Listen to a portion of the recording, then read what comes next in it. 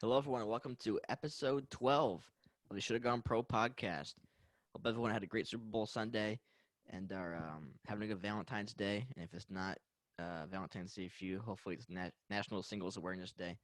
Um, hope everyone had a good weekend with the last day of football. We have a special guest on today. We decided to bring on our good pal Adam Meyer to talk talk some about the game, the halftime show, stuff like that. Um, I mean, if you follow the pod, then you've heard about him. We've mentioned him a couple of times, and he helps out with our graphics and everything, come up with ideas and everything. Good, a lot of behind the scenes stuff. So, good to have you on, Adam. Um, of course, it's always good to be back on the pod, and I feel like we had a pretty good game yesterday. So, I assume everyone watched it because I don't feel like I need to do like the recap thing because everyone watched it, but um the Rams did come out 23-20. Another great game. The playoffs have just had tons of great games this year. Mhm. Of course, a game-winning drive by Stafford at the end. Cooper Kupp had arguably the greatest season by wide receiver ever this season, and topped it off with the Super Bowl MVP. I thought it was a fantastic game. Um, it really is kind of hard to not like what was going on yesterday. I really enjoyed the halftime show as well. So I'll start with Brock. What was your initial reactions to just the Super Bowl in general yesterday, and what are your takeaways the following day? Yeah, no, it was a pretty crazy game. I don't think anybody really could have asked for a better back and forth matchup. I mean, incredible. Rams strike first early with the Odell Beckham Jr. touchdown, and then they went up 13-3 in the second quarter with a Cooper Kupp score, and then the Bengals able to get it back, respectable 13-10 at halftime. Obviously the Odell injury I think definitely hurt the Rams what they were able to do offensively. I thought that would. I mean, it showed. I mean, it showed as soon as he got hurt. One of the first plays after he was hurt, Stafford threw that ball on the slant over the middle to Skoranek, and it bounces off his hands. Bengals pick it off and are right back in business. I mean, pretty unfortunate turn of events there for the Rams, and obviously hope Odell Beckham is okay. But yeah, I think the stars came out to play in this one. Obviously, Cooper Kupp, Super Bowl MVP. I think he had like 6 catches or something nuts on that final drive, Oh wow! and Stafford was just force feeding him. I mean, that's what you got to do. They were down to their backups, the receiving core. I mean, you already had Robert Woods gone, and then you lose Odell Beckham Jr. It's Cooper Kupp, Van Jefferson, and a bunch of guys you'd never really heard of before. Mm-hmm. Higbee out. I mean, their third string tight end came up big. I think a lot of people are making an argument that Aaron Donald should have won Super Bowl MVP. I mean, I can see where they come from because I mean he made 2 of the biggest defensive plays of the game on that 3rd and 1, stopping Pirine short, and then bring up the 4th down. He got right in Burrow's face, forced him under pressure, and Yeah. I mean that was the ball game. Got picked up 2 sacks of his own. So I mean, really a difference maker on that side of the ball. I mean, the Rams I'm sorry, Cincinnati's offensive line was, I thought, handling him to a certain extent throughout the first half. I think they kept flashing stats at the beginning. I think at halftime he had like 11 pass rush snaps on defense, and he had no quarterback hurries. So I mean, Cincinnati's offensive line was doing a pretty tremendous job. When you think, I mean, this is the best defensive player in the game of football, and you hold him to no quarterback pressures, not really making much of an impact in the first half, and then to think the way he rebounded in the second half. I thought Cincinnati got extremely lucky on that T. Higgins 75-yard touchdown catch. Yeah. I mean, if you look at the replay, I don't know how the referees missed that. I mean, he jerked Ramsey's face mask, and Yeah. I mean, it was kind of just like one of those nights for Ramsey. He was struggling a little bit up to that point, got burned by Jamar Chase, which was a incredible catch. I mean, Yeah. big time from the rookie. I mean, one-handed to reach out there, burning the best corner in the game. But yeah, I mean, I didn't think Cincinnati was lucky to be in the football game because they played a great game. I mean, Burrow came out there, did his thing. I mean, and ultimately, I mean, yeah, it came down to the Rams defense making a play at the end, and then Stafford's that guy. I mean, 3 game-winning drives this playoffs. It was great to see him him get that first ring. And I just think it will go to rest my case a couple weeks ago when I said that if you substitute Matt Stafford on the Packers, I think the stats would be a lot different and people would be looking at him as one of the all-time greats, right up there with Rodgers and Brady. I mean, the guy's got as many Super Bowls as Aaron Rodgers. And then I was watching Colin Cowherd's show today. This is a little bit of a Rodgers rant, but Matt Stafford has 3 game-winning playoff drives already, and that's with 1 season in LA, 1 Super Bowl title. Aaron Rodgers has 2 game-winning drives in the playoffs in 13 years in Green Bay, and that's 1 Super Bowl. So I mean, just a little stats there to kind of strengthen my already great argument. No, exactly. I definitely agree with that. I know we talked before the game on the show on Friday. We mentioned that the X factor in this game would be the Bengals O-line versus that Rams defense, and that's what ended up crumbling them at the end. Everyone keeps talking about the Jamar Chase pick, and it was a fantastic pick. I think he'll be a top 5 receiver in this league for years to come. So I think the thing is Jamar Chase kind of helped get them to the Super Bowl, but what really got them over the edge there was having some O-line help. So I mean, they were there because of Jamar Chase, but in the clutch moments, the Rams knew what their weakness was, and the Rams just happened to be great at attacking that weakness. So Von Miller had a great game as well. Ernest Jones, their rookie linebacker, had a great game as well. He was all over the field. So that Rams defense really put the pressure on the second half on that O-line. And if you're forcing Burrow to make those quick passes, then it's not giving enough time for guys to get down the field and make those kind of plays. Obviously, Jalen Ramsey did get burned on that touchdown that shouldn't have been because of the face mask, but Ramsey was still getting burned a lot yesterday, more than I expected. He wasn't really holding up his end of the bargain. I feel like they kept attacking him, which usually teams avoid him. They kept attacking him to the point where they kind of wore him down, and I was kind of surprised by that. Obviously, the memes about Eli Apple have gone around, and he did get torched several times yesterday, including for the game winner to Cooper Kupp. And I mean, the fact that drive by Stafford and Kupp to go win the game with all the backups in, that just shows how great both Stafford and Kupp are. The ability for Kupp to get open when the defense knows that the ball wants to go to him. And the run game for the Rams is practically obsolete. I mean, Cam Akers couldn't do anything. I know your parlay, Brock, you put everything for the under for Cam Akers, and I think you hit on that. So I absolutely hit. Too bad Odell. Odell, the injury to Odell kind of hurt me, but I just want to jump in really quick. I mean, can we talk about how good Cincinnati's defense was at stopping the run? I mean, they really made them. I mean, Sanford or LA continued to go to the run game unsuccessfully, but I mean, Cincinnati was right there. I mean, some of those linebackers flowing to the ball, making really great plays. And then that throw that Stafford had on the last drive where he was looking to one side of looking to the sideline and then just zings it over the middle. I mean, it's incredible. I mean, the amount of talent that this guy has, it's unreal to me. I mean, it's one thing to do that in a regular season game, but to do it in the Super Bowl when your team needs a drive like that, and I mean, he puts it right on the button.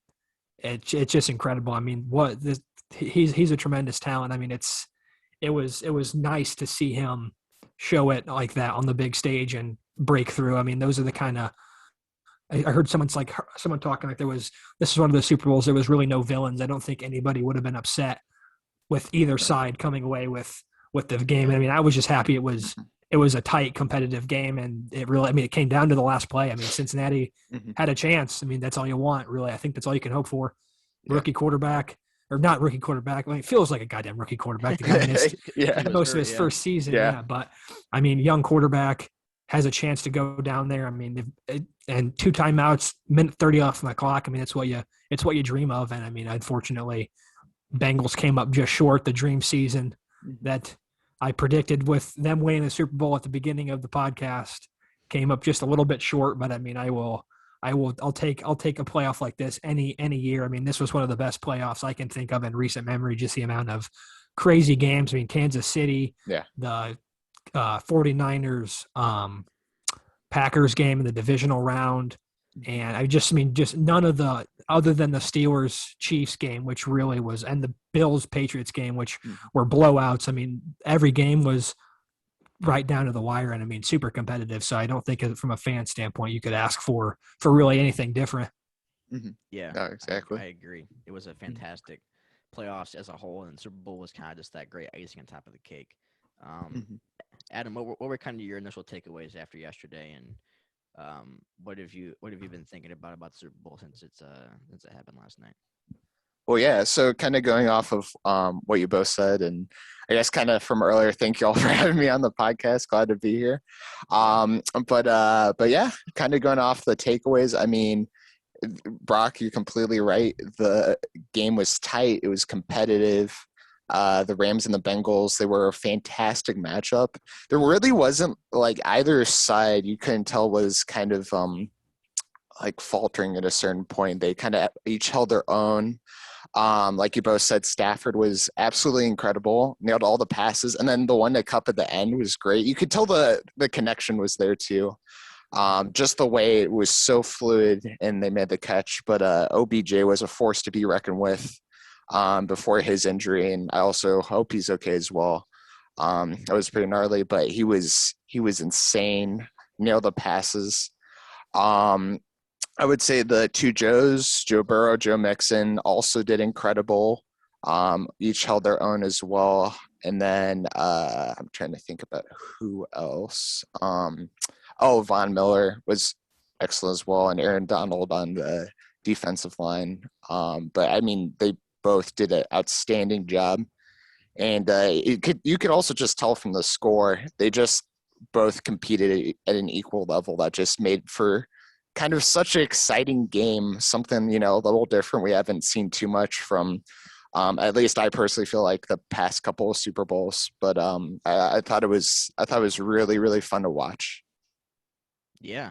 I feel like there wasn't really anybody that came out and had a subpar game.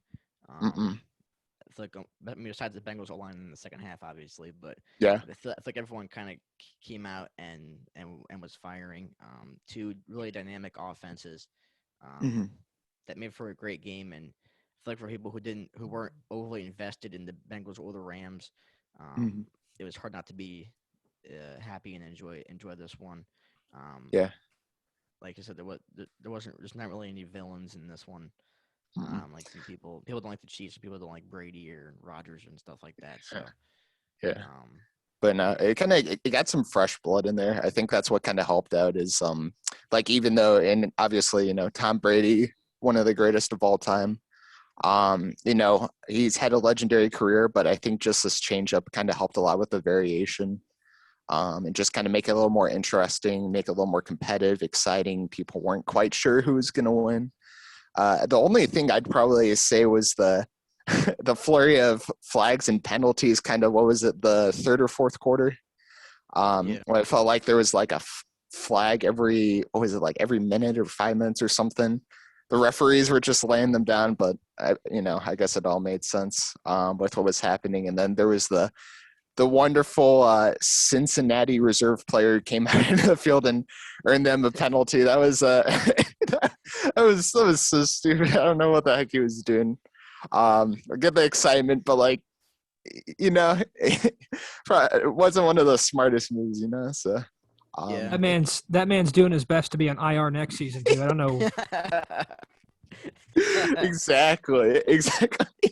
But I mean, I will say though, I think the Bengals fans were, I think rightfully upset about the Logan Wilson call on third or fourth down right before the Rams scored the go-ahead touchdown. I mean, there didn't really look like there was a whole lot of contact. They called. I think it was holding or pass interference. I can't remember. I think it was interference, but I could be wrong. Yeah, and I mean, it's hard to get that upset because I mean you got a gift to take the lead on that 75-yard touchdown. So I mean, I guess that they kind of even themselves out. It is unfortunate that it happened. I mean that the Bengals penalty was so costly and happened at such an important time in the game. But I mean, the referees aren't going to be perfect, and I mean I feel like they in a way they made up for. I don't want to say that because I mean they're not entitled to make up their calls, but I mean the Bengals got away with one on the passenger on the no call on the touchdown, and then didn't get away with one on a little ticky tack throw late in the game. So I mean, it happens. I mean, the refs aren't going to call a perfect game, and I mean, it does stink, and it's unfortunate that a penalty like that gives a team a fresh chance. But I mean, at the end of the day, it happens, and I mean, the calls are gonna happen, and I mean, Cincinnati still had a chance to win the game, so it's not like not even win the game, they still had a chance to go down there and tie the game with a field goal. So I mean, it's not like. I mean, yeah, it gave the Rams a lead, but I mean, Cincinnati, it wasn't like it was the last seconds and there was nothing else. I mean, Cincinnati still had a chance and just couldn't get it done. So, no, exactly. And there was the mass handling, like you all said. I think that was Cincinnati, right, to the Rams. Yeah, so that kind of, I guess it evened out a little bit there that they got a penalty for something else. Kind of have done by doing that, but I don't know. Yeah. I feel like hold on. Can you hear me? My stuff's been cutting out. I can hear you. Okay. Yeah. I feel like at the end of those flags were a lot of the nerves getting down there at the end of the game. People kind of just kind of letting themselves go a little bit, especially with the pass defense down by the goal line. I had shades of Seattle when they threw the ball at the 1 yard line. I was like, we might have had a repeat there if they would have called a different play call.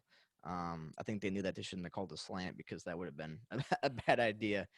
Sorry, Seahawks fans, but this is how it should have turned out for Seattle.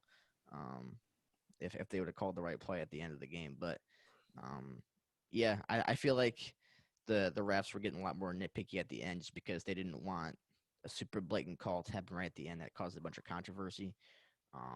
Like I said, I don't understand where they didn't see the face mask call earlier in the game, but I feel like a lot of it was the Bengals players just getting nervous at the end on the goal line and didn't want Cooper Kupp to slip out of their grasp. So, but it was I don't have many problems with the officiating down there at the end of the stretch. I can see where people could debate it. But I don't think it's enough where if it happened in a regular season game or happened like the first quarter, people wouldn't have been complaining about it. So it's just because it was late in the game and people were getting worked up. So that's just my opinion at least. But yeah, I think the Bengals are far from done from being in the situation in the future. I wouldn't be surprised if we see them back as long as they can get past the Chiefs and the Bills. As long as they can get past those guys in the next couple of seasons, I think they're going to be back at least once or twice in the next few years. They have a fantastic young core, and now that they have this time where they've locked down everything that they need to, except for maybe another corner because Eli Apple is terrible, and help out with their O line. I feel like that's where they could really improve on, but at that point, it's almost getting a little nitpicky because they were facing one of the best pass rushes that we've seen in the NFL in a while, with Von Miller and Aaron Donald on both ends. I mean, those are two Hall of Famers right there going at it, and it's it's a lot for any O-line to deal with, let alone the Bengals O-line, which hasn't been up to par. So I feel like you can blame them for part of it, but at some point, I mean, those guys aren't all pros out there going up against those two all pros. So I think the Bengals are far from done. The Rams have more questions, I feel like, for the future than the Bengals do because the Rams have guys who are getting older. Aaron Donald talked about possibly retiring after this game. Yeah. Which I was a little bit surprised by because I think he's only 30 or 31 years old. So I thought he still had a couple more years. I mean, he was arguably the best defensive player this year outside of T.J. Watt. So I was definitely surprised to hear that. It's not confirmed yet that he's going to, but the fact that even thinking about it is kind of crazy to me. Odell, we don't know if his injury is going to be super long-term that goes into next season. Yeah. And if they're able to re-sign him with the Rams. Von Miller's getting older too, so the Rams have a lot more question marks, I feel like, but they definitely still have a pretty solid core there to run it back next season. But I think both of these teams are in a decent spot, and I really enjoyed the game yesterday. as I think most people did. So, Okay. we also didn't talk about the halftime show that we had yesterday, the first uh, hip hop slash rap hip hop show or halftime show that we've had. That's right. Um, I uh, I mean, as a rap fan, I was happy to see some of those guys from my childhood out there. We had Snoop Dogg, Dr. Dre, Kendrick, Eminem, and Mary J. Blige, and um, I thought they did a great job with it. I really liked the whole Compton references they had going on because a lot of those guys are from Compton. Or Dr. Dre was really like the guy who helped out all of their careers in one way or another. So it was cool to see that homage. The only thing is, I wish they would have had a little more time for some of these mega artists to do more than just a part of the being part of one of their songs. Because I feel like that kind of limited it a little bit. I mean, I feel like a lot of those guys could have had their own halftime show. I mean, Kendrick could have his own Yeah. halftime show. Eminem, I don't know if he could nowadays because people don't like him as much as they used to, but back in the mid 2000s, he would have been the craziest halftime show, you know? So, Mhm. but I thought they did a great job with it. Besides just it made it just the time constraints and bringing 50 Cent out there was cool as well. Mhm. There was a lot of controversy because Eminem, the NFL told him not to kneel, and he knelt anyway. He knelt for a while too. He was kneeling for a while at the end there. So the NFL is probably not happy about that, and they might not have him back on another halftime show or anything like that. But I thought they did a great job, and I know it didn't appeal to every audience because I feel like the halftime show a lot of times they try to make it a mass appealing thing, and this didn't appeal to a lot of the audience. Like my dad got a text from his dad or my grandpa, who's almost 80, and he was like, "That was the worst halftime show I've ever seen." And I was like, "Yeah," because I mean you don't listen to that kind of music, and you didn't grow up with that kind of music, so it's nothing against him or anything. It's just it wasn't tailored to his audience. So that's probably the one of the critiques that people could have about it, but. I thought that was great, and I mean, hip hop rap has been one of the biggest. Has been like the staple genre for the masses recently in the past 10+ years. So it was pretty cool to see. No, exactly. I mean, it was humongous between I'm trying to think, it was 5, right? Artists between Dre, Snoop, you had Eminem, you had Kendrick, and then you had Mary J. Blige. I thought it was really cool how they tried to do a fusion of old school and new school a little bit, trying to get Dre, Snoop, kind of some of the I don't want to say older, but kind of like the older generation, and then usher in Kendrick, who is one of the most prominent lyricists, artists of kind of this new generation of rap, but kind of touches back on that old school style quite a bit. And then it kind of throw Mary J in there a little bit. Who also matches up well with Dre and Snoop, and is R&B vocalist who's extremely talented and also legendary as well. But yeah, their performances were great. They touched on a lot of their hits between Next Episode, Still Dre, Lose Yourself, All Right. I'm not too familiar with a lot of Mary J. Blige's stuff, to be honest, but they all did fantastic. And then that 50 Cent appearance was great, doing In the Club, and kind of added a new kind of surprise energy into there, and it was exciting just seeing them all on stage. It was definitely very specific, like you were saying, Eric, kind of the genre they were going for, kind of focusing and touching really on hip hop, which hasn't been brought into the NFL and all these halftime shows, but it did kind of, I think, leave a lot of the audience out who, I would say is probably within that wider demographic of like pop, maybe R&B. I'd say more pop though, or rock. Rock is usually pretty mass appealing, but it was definitely cool to have something unique as this, and then to have it on this scale with all these different artists. The only thing I would say is that maybe they should have had 50 as a headliner, and I was telling Eric this last night, that he did one song, but then Eminem kind of did one song, and then Kendrick I felt like did like 1 or 1.5 songs. So by that point, I felt like he kind of earned a slot a little bit. But given I understand the excitement for bringing him as a surprise guest. And then the only other thing is that I felt like, kind of like you also said, E, that they each could have done their own halftime shows. That stuff felt a little bit crammed and constricted. And I understand between time and trying to make sure everyone has their spotlight, but kind of having Dre as the glue between all of them, I think helped out a lot. But it definitely felt like there was so much within there that they tried to cover the generalities, but didn't kind of give enough time to each person to really have them like shine really well and have everyone be like, "Oh, this is amazing set." Kind of like I would almost compare it a little bit to maybe what the Weeknd had last year with his, just with his great. His set was huge. The amount of grandeur and everything that he had, and then his set encompassed his entire career so far. But I think for trying to just cover the culture of rap and hip hop and just pay some tribute to that with all these generations coming together, I thought it was a great time and a great opportunity to kind of use that to their advantage and have just a really unique and really great halftime show that will go down for the future generations to look back on. Yeah. Yeah, I mean, not much of a music guy, more of a country guy myself.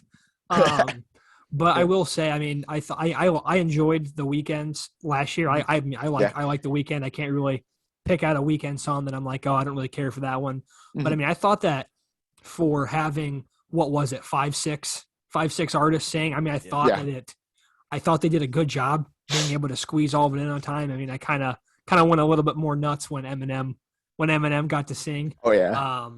But I mean, yeah, I think it was really well done. I mean, there was a lot going on. I mean, they were each kind of in their own little like box thing, which I thought it was cool. I thought they pulled out really all the stops. I mean, it was a really good show. I mean, I think like you guys mentioned, yeah, I think it definitely left out sort of the older generation who probably don't know, aside from maybe Snoop Dogg and Dr. Dre, maybe Eminem, who don't really know a whole lot of those artists. But I mean, I think for like people our age, even, I mean, a little bit older, a little bit younger, I think they hit an absolute home run. I mean, this was one of the best, I think personally, one of the best halftime shows, if not the best halftime show that I can remember watching. I mean, I know Twitter was going nuts saying this was the greatest halftime show of all time. Yeah. I mean, I'd obviously have to check some of the history of who's performed at the Super Bowl, but I mean, I just the ones of my recent memory, I think personally it's right up there at the top for me in terms of just big name talent and just overall how good the performance was. I mean, I thought they killed it this year, honestly. Mm-hmm. Yeah, no, they were great. The one I was gonna mention this real quick because Rocky mentioned like previous performance. The one that I would say I agree with you. It's way up at the top and one of the best in recent history. The one that I immediately felt like this is great, but couldn't top is Prince. But that one was so unique and just that one was just incredible. It was just a pure moment, of musical showcase and with him, singing in the rain and everything. But no, it was fantastic, really up there, I think, with Prince, MJ, a lot of the classic performers from back in the day, but definitely one of the best in recent memory for sure. I mean, it was just insane. Yeah, I feel like I have to do a little bit of a deep dive if I wanted to look at some of the older ones like Michael Jackson and Prince and stuff like that. Mm-hmm. But yeah, I think it was great.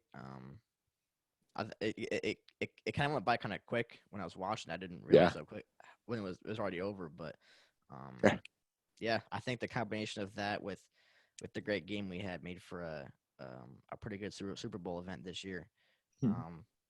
I don't really have a lot of complaints about the game or any of the festivities. So it was No. it was a good one, especially since last year. If you weren't a Brady or a Bucks fan, that might have been a little slow since it was 31-9 and kind of got blown away a little bit at the end. So definitely a fun one. I think the Rams definitely earned this win. And it was cool to see guys like Odell, Aaron Donald, Stafford, everybody getting their first rings. I feel like it's hard to root against guys unless you have a different reason for not liking them. If Yeah. they're trying to go for their first ring, if they're a big name guy going for their first ring, it's kind of hard not to cheer for them unless you have a specific reason. So it was. I don't have many complaints at all. Not really. No, it was great. No, this was like everything about it was perfect. Yeah, I mean the game was tremendous. Halftime show was great, and I mean it just kind of great first half, great halftime show, just kind of flowed into an even better second half. So I mean, Yeah. I think the only real complaint some people could have, just nitpicking, is maybe the Super Bowl MVP. But I mean, I think it really came. I mean, I think anybody could have guessed, looked at the box score and been like, okay, it was Stafford, Cooper Kupp, or Aaron Donald. And I mean, it's hard to pick from that trio. I mean, I think they did give it to the right guy. I mean, Cooper Kupp went insane. I mean, especially after Odell went down to do what he was able to do with all that defensive attention on him. I mean, catch the game-winning touchdown. I mean, it's tough to not give it to a guy who put up a performance like that. And I think he is now. So I was listening to Shannon Sharp was on the Herd earlier today, and Cooper Kupp and Jerry Rice are the only two wide receivers in NFL history to win Offensive Player of the Year, Super Bowl MVP. I can't remember the other one. Yeah, the Triple Crown. All three of those in a career. Wow. Yeah. But Cooper Kupp did it this year. All three of them this year. Oh my God. So I mean, yeah. Wow. It's pretty nuts to think about the kind of year this guy had offensively and what him and Stafford were able to do. And I mean, I think it just continued to show in the Super Bowl when in the biggest moment. I mean, Stafford and Kupp everyone in the stadium knew that ball was going to Cooper Kupp, and I mean, Stafford made a tremendous throw, and poor Eli Apple just picked on, and Cooper Kupp made a tremendous catch, and Rams are 2022 Super Bowl champs. It's crazy. Yeah, I remember hearing all these stories throughout the season about Cooper Kupp and Stafford and all this time they're spending outside of practice and everything, and they spend their own time like late hours into the night in the film sessions, and we're working one-on-one on everything, and the amount of extra time and effort that those two put in together really made a huge difference on their timing and their chemistry and everything. I mean, Stafford made that no-look pass, and if he didn't have that chemistry with Kupp like that, that could have been a mess. So, but I also confuses me. I think the Bengals should have put more pressure on Cooper Kupp. On that last drive, I feel like they were manning up, or they were doing some zones that were allowing Cooper Kupp to find the holes. And with everyone out like that, you would want to force someone else to beat you, like Bryson Hopkins, like the third string tight end, or Van Jefferson, or I forgot the other guy's name, the guy that dropped the ball, Skoranek. Ben Skoranek, yeah. Ben Skoranek. Exactly. So I would have tried to force the other guys to try and beat me there. If I remember correctly, I think Kupp had 4 catches and the first down run on that 4th and 1 on the game-winning drive. So that was I don't know how the Bengals let that much happen, knowing that he's the guy that by far who they want to go to. So but this Bengals team is young. They were not even supposed to be near this. They weren't even supposed to be in the playoffs this year, according to everybody, including myself.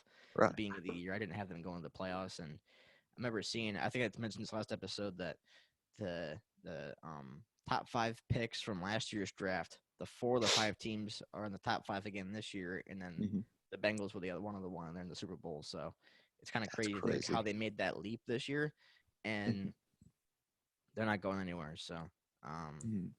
Yeah, I think just sure of some of those holes, and the Bengals won't be far from the top again. So, no, definitely not. They have so much room to grow, and like you both were saying, they had some holes in their defense. I think from what I saw, they didn't really pay attention to the back as much, which was kind of the Achilles heel of the entire thing.